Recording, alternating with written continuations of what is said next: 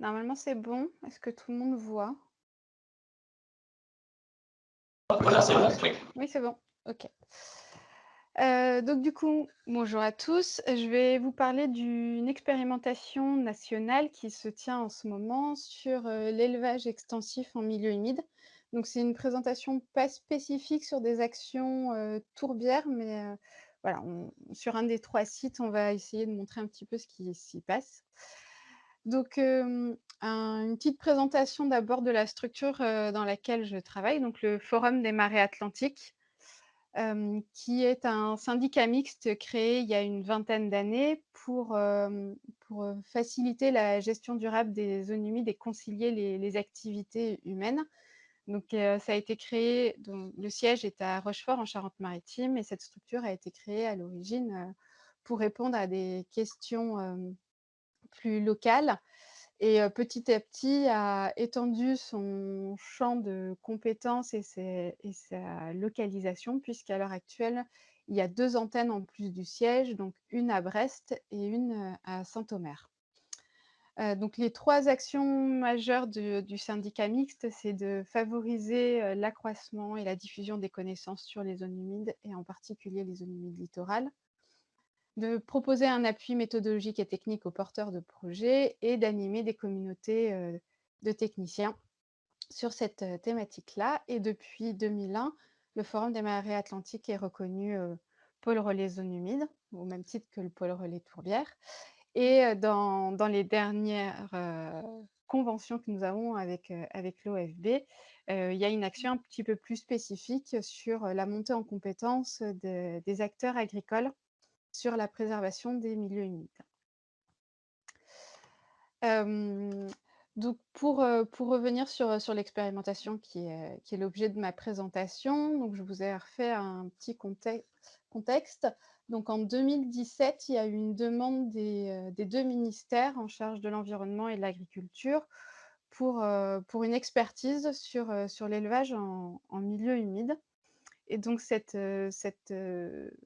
étude a été confiée aux 2 commissariats généraux, de ces ministères, donc le CGEDD et le CGAER, donc avec 4 inspecteurs qui ont fait, le tour d'un certain nombre de sites en France, la majorité en pourtour, enfin en littoral et c'est essentiellement consacré, à l'élevage bovin. Donc cette étude était à la fois de poser un constat, des recommandations et de proposer derrière, des pistes d'action concrètes.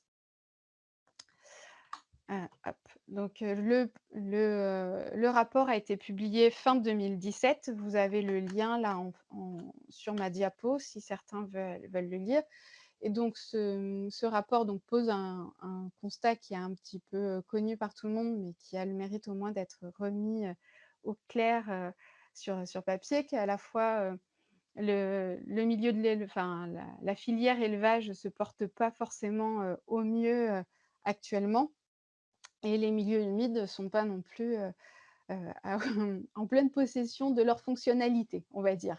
Donc face à ces 2 constats-là, il a été proposé que 3 territoires travaillent sur une approche, territoriale pour essayer de voir comment, il est possible de concilier et de préserver à la fois les activités, d'élevage extensif et ces milieux humides. Donc, ce qui est proposé, c'est que ce soit des projets territoriaux centrés sur, l'activité, d'élevage qui soient menés sur ces territoires. D'avoir, si possible, la création ou la ou de dynamiser un peu plus les collectifs, parce qu'il a été fait, voilà, le constat que, malgré tout, les gens travaillent, assez, individuellement sur ces questions-là. D'avoir un accompagnement sur quel type de pâturage est mis en place et de faire le lien derrière avec ce qu'ils ont appelé l'Observatoire de la qualité des marais. Donc c'est, à la fois la fonctionnalité et la biodiversité qu'il peut y avoir. Donc 3 territoires ont été, choisis, hein, suite à enfin dans le rapport. Donc le marais de Brouage situé en Charente-Maritime, les marais du Cotentin et du Bessin situés sur la Manche et une partie sur le Calvados et la plaine maritime picarde dans la Somme. Heu, L'idée était d'avoir sur ces 3 territoires, à minima, un binôme si possible, collectivité, chambre d'agriculture, et potentiellement aussi d'autres structures, scientifiques du type INRAE ou l'université de Caen. Et afin de faciliter les échanges entre tous ces partenaires et ces 3 territoires et les ministères, il était proposé qu'une structure, fasse le lien et l'animation de tout ce projet et il a été proposé que ce soit le Forum des marées atlantiques. Donc cette expérimentation s'est mise en place en 2018. On a eu une première réunion en début d'année et on a répondu à un appel à projets en milieu 2018, donc l'expérimentation a officiellement commencé, en août 2018 en tout cas pour les structures qui reçoivent, des financements via un appel à projets du réseau rural national, voilà, qui travaille sur la mobilisation collective. Dans cette expérimentation, donc il y a s les j'ai remis là sur la diapo les objectifs principaux que j'ai un peu expliqué déjà tout à l'heure, mais c'est vraiment une approche, territoriale qui est favorisée avec, si possible, une prise en compte collective des questions. Donc que ce soit, enfin, qu'il y ait bien une approche, pas juste, l'agriculteur avec ses parcelles, mais bien, on fait partie d'un ensemble où, chacun, enfin, la gestion de l'eau peut avoir des répercussions sur la parcelle d'à côté, mes actions peuvent avoir des répercussions aussi. Donc essayer d'avoir, voilà, une vision plus globale, sur toutes ces questions-là, tout en favorisant une production, extensive et pas du tout, à mettre, le maximum, d'animaux sur le territoire. Le La façon de travailler, donc il y a à la fois une approche, on va dire, enfin, il y a des travaux qui sont menés de façon commune entre les 3 territoires et qui sont animés, par le Forum des marais et qui nous a occupé pas mal, là, ces premiers temps de l'expérimentation parce qu'avec la réforme de la PAC, il y avait un enjeu assez important.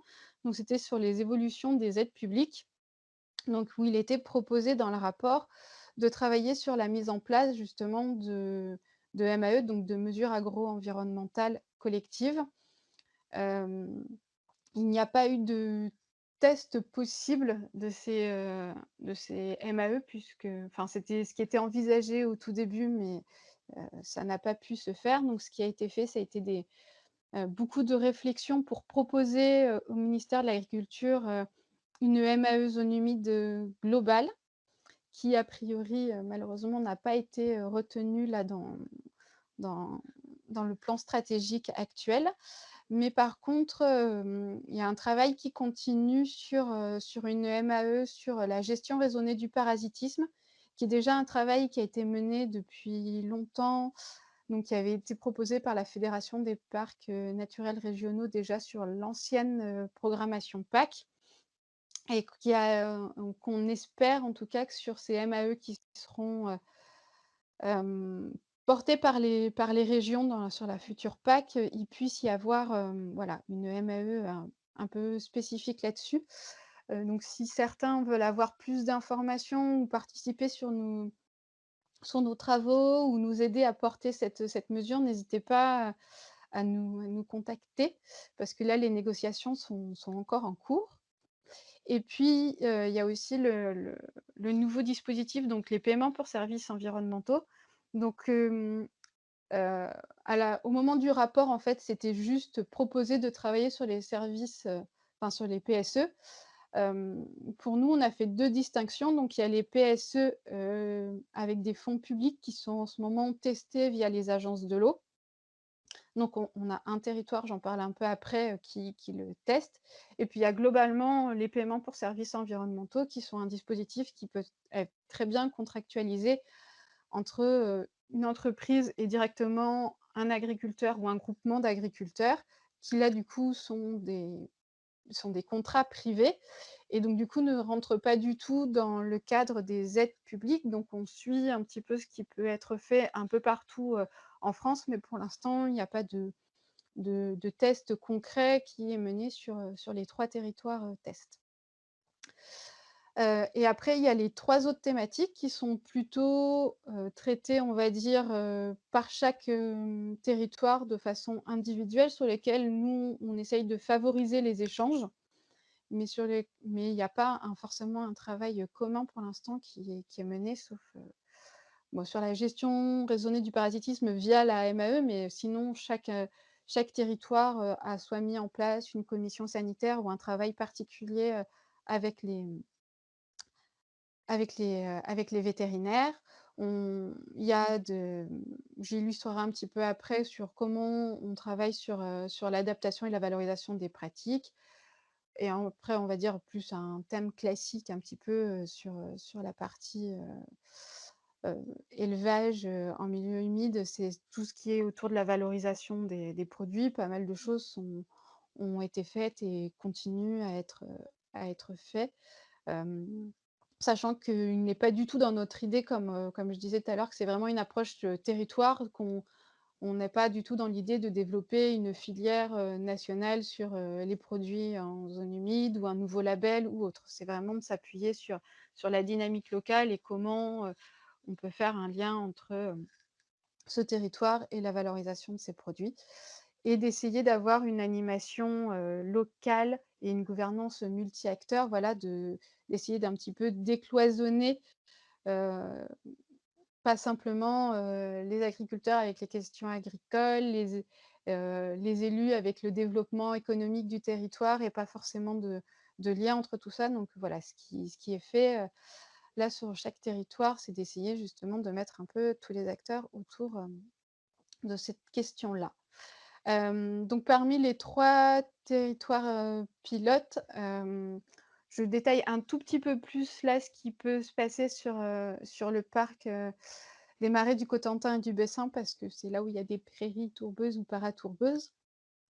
Donc l'animatrice de ce programme est présente, elle peut répondre à des questions plus précises dans le chat. Voilà, que moi je vais faire juste un petit panel de ce qui est fait, donc n'hésitez pas à poser des questions plus précises, elle pourra vous répondre. Donc voilà, un petit rappel sur, la création du parc qui a été créé en 91, qui regroupe 120 communes, 150 000 hectares, dont 30 000 hectares de milieux humides. Voilà, quelques petits chiffres, sur des informations agricoles sur ce territoire-là. Donc on peut voir que c'est un territoire quand même assez vaste, très agricole, avec beaucoup d'exploitations et beaucoup de prairies. Voilà, hop, je passe assez rapidement comme ça je ne dis pas d'erreur sur les chiffres. Donc ce territoire-là a été choisi pour être site pilote. Avant l'expérimentation, en fait, il y avait, une volonté à la fois des élus du parc de s'impliquer un peu plus sur ces questions agricoles et la chambre d'agriculture de la Manche en particulier et de la Normandie vu que c'est un peu, en phase, enfin, il y a les 2 qui cohabitent, je crois.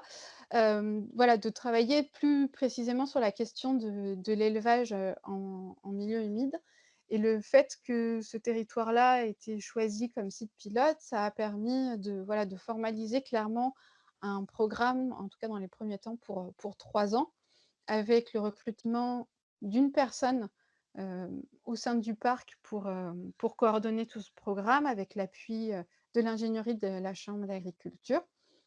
Ils bénéficient de fonds, via l'agence de l'eau Seine-Normandie, plus, du CASDAR, je crois, pour la chambre et un petit peu des fonds de l'appel à projets, MCDR dont je vous ai parlé tout à l'heure et forcément une autofinancement des collectivités et ce programme-là s'inscrit dans la continuité d'un travail qui avait déjà été engagé avec l'université de Caen, qui s'appelle AgriZH et qui travaillait sur les services écosystémiques rendus par les prairies de marais. Donc après voilà, donc il y a une gouvernance qui s'est mise en place, on va dire un petit peu, habituelle avec un copil multi-acteurs, des comités un peu plus techniques pour approfondir les sujets et puis des groupes thématiques. Je vous ai mis, en dessous un lien vers le film. Alors c'est Mary Wald, c'est une, youtubeuse qui parle pas mal de préservation de l'environnement et ce petit film-là a été réalisé donc Agriculture et biodiversité, c'est possible, sur justement le parc de Marais et de Cotentin.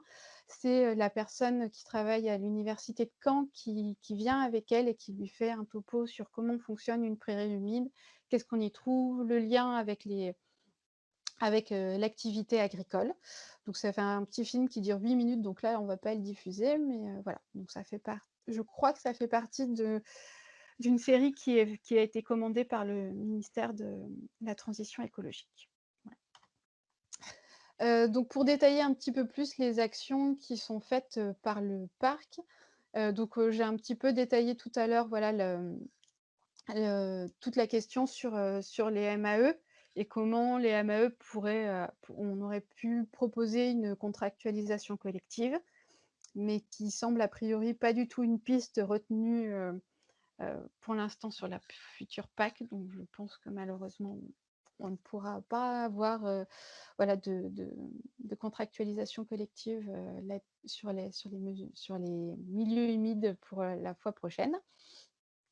Et par contre, sur les paiements pour services environnementaux, donc le parc a répondu à un appel à manifestation de l'agence de l'eau Seine-Normandie. Donc c'est le seul des 3 sites pilotes qui testent ce dispositif-là. La grosse difficulté pour les autres, c'est que, pour pas qu'il y ait de cumul, sur les aides publiques, en gros, un éleveur qui a contractualisé des MAE ne peut pas tester le dispositif, PSE actuellement, voilà, qui est porté par les agences. Donc du coup, ça a posé problème sur des secteurs qui étaient fortement contractualisés, en MAE. Hem, de même, l'agence de l'eau a réalisé un petit film sur, sur ce test-là qui est réalisé actuellement. Donc je vous l'ai mis en lien. Donc là, c'est un petit film qui dure 2 minutes 30, je crois. Donc voilà, si vous voulez prendre un peu plus connaissance ou prendre contact avec le parc, pour avoir plus de précisions sur, comment ils envisagent, de tester, quel est leur calcul des indicateurs, voilà, comment ça se passe. J'ai préféré ne pas forcément développer ici, c'était un petit peu court, le temps imparti. Sur les autres thématiques, voilà, sur les systèmes pâturants, donc c'est un peu ce que je disais tout à l'heure, c'est la poursuite du travail, du programme AgriZedage qui a été mené. Donc l'idée, c'est de poursuivre l'accompagnement technique des éleveurs, donc entre autres, à travers, l'accompagnement via une structure qui s'appelle Scopella, qui a mis en place une démarche qui s'appelle Pâture juste et qui est là pour favoriser les échanges de pratiques et essayer de voir, enfin, que les éleveurs échangent entre eux et avec aussi des techniciens, conseils que peuvent avoir les éleveurs sur le rôle des prairies dans leur système et surtout, qu'est-ce que j'allais dire? Je ne sais plus, je me suis perdue, mais voilà, de faire en sorte qu'il y ait, une dynamique qui soit créée autour de de ces pratiques et de faire en sorte que, à travers tous ces échanges, bah, que chacun s'interroge sur ses pratiques, potentiellement transmette, son savoir pour, voilà, pour créer une dynamique et pour éviter un peu, cette sensation qu'il peut y avoir, voilà, d'isolement avec ses soucis, de ne pas s'en sortir ou avoir l'impression que son système n'est pas viable. Parce que c'est voilà, une idée un peu des fois reçue que les agriculteurs ont, ou en tout cas, qu'on peut avoir sur certains types d'exploitation en polyculture élevage. Et surtout sur ce territoire-là, il va y avoir un fort départ à la retraite dans les quelques années à venir et c'est d'essayer via cette dynamique-là voilà, de favoriser l'installation des jeunes et surtout de revaloriser un peu l'image que peuvent avoir, ces prairies de marais pour, l'installation de nouvelles exploitations. Et donc ça, c'est plus pour la dynamique, on va dire, plus locale entre éleveurs et la dynamique plus, territoriale avec, multi-acteurs. Donc il y a à la fois donc, essayer d'intégrer un petit peu plus, Sur toutes ces questions-là, les industries agroalimentaires qui sont assez présentes sur le territoire. Il y a des grosses coopératives, laitières. C'est quand même un territoire où il y a une AOP Beurre et Crème des Igny qui communique sur le fait que ça soit un territoire d'exception. Mais l'idée est d'aller un peu plus loin, de vraiment, faire en sorte que aussi bien les acteurs que le grand public fassent le lien entre, ce paysage, le maintien d'un paysage, quelles activités économiques y sont, quelle pratique agricole est menée et du coup quels produits, sont commercialisés, la valeur du produit, quelle reconnaissance. Voilà, donc il n'y ait pas forcément, je crois, un projet de ce qu'on appelle un PAT, donc un plan d'alimentation territorialisé, mais c'est un peu dans cette même optique-là. Et l'objectif derrière encore plus, c'est d'avoir donc ce qu'on expliquait tout à l'heure, donc une gouvernance multi-acteurs et surtout voilà, de permettre d'avoir un regard un peu croisé sur ces marées, de bien faire comprendre voilà, les multifonctionnalités de ces marées et de voir l'utilité de préserver leurs fonctionnalités et du coup des activités économiques compatibles avec le maintien de ces fonctions. Voilà. Et je finirai par les réflexions qui nous animent en ce moment, au forum. Parce que, donc l'expérimentation, était prévue en 2 phases. Donc la première phase de 3-4 ans, parce qu'on va dire qu'avec le covid, on n'a pas pu faire tout ce qui était, prévu, voilà, de mise en place de toutes ces approches-là sur 3 territoires, mais que derrière, ça soit ensuite, partagé, plus largement. Donc, du coup, à la fois, via ses actions de pôle relais, le forum, plus, son implantation, voilà, sur plusieurs territoires et le fait qu'il y ait pas mal d'autres endroits qui travaillent sur la question de l'élevage en zone humide qui s'interrogent, voilà, on réfléchit à la possibilité d'étendre un petit peu, ces réflexions à un réseau un peu plus global au niveau national, à la fois donc pour favoriser le développement ou l'échange autour, d'outils communs, pour suivre, la biodiversité, dans les marais en lien avec les activités agricoles. Par exemple, comme, sur la plaine maritime Picarde, ils ont un observatoire, voilà, agroécologique qu'ils ont mis en place. Pour favoriser la montée en compétence sur la préservation des milieux humides, donc peut-être, proposer soit des modules dans des formations existantes ou de proposer des formations directement. Donc ça, c'est en discussion avec l'OFB. Il y a des choses qui sont faites déjà avec Scopela, avec les chambres d'agriculture, donc voir comment tout ça peut s'imbriquer.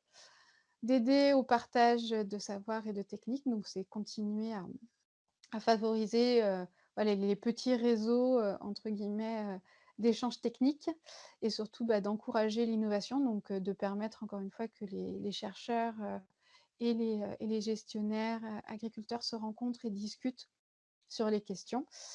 Et j'ai mis ensuite, le lien vers, notre centre de ressources documentaires où on essaye de regrouper, toutes les références qu'il y a en ce moment sur élevage et milieux humides.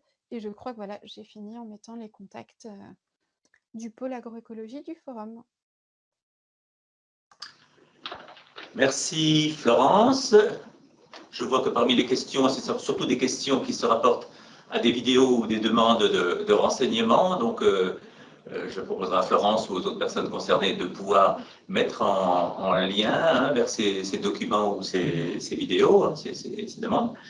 On voit donc dans le cas d'un secteur comme celui du Cotentin et du Bessin que tu nous as mis en avant, et c'est un bon choix puisque c'est un secteur amplement tourbeux, énormément d'initiatives se mettent en place. Et je retiens aussi la question d'un réseau national pour l'élevage, et ça me fait une transition vers la prochaine intervention, puisque les exemples et la zone sur laquelle vous travaillez beaucoup, Florence, elle est surtout en zone de plaine et notamment dans les plaines maritimes.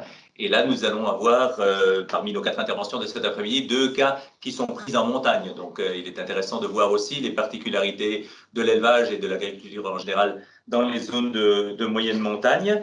Et donc, je laisse la parole à Anne Collin du Copage pour ce qui se fait en Lozère avec les enjeux de préservation et bonne pratique.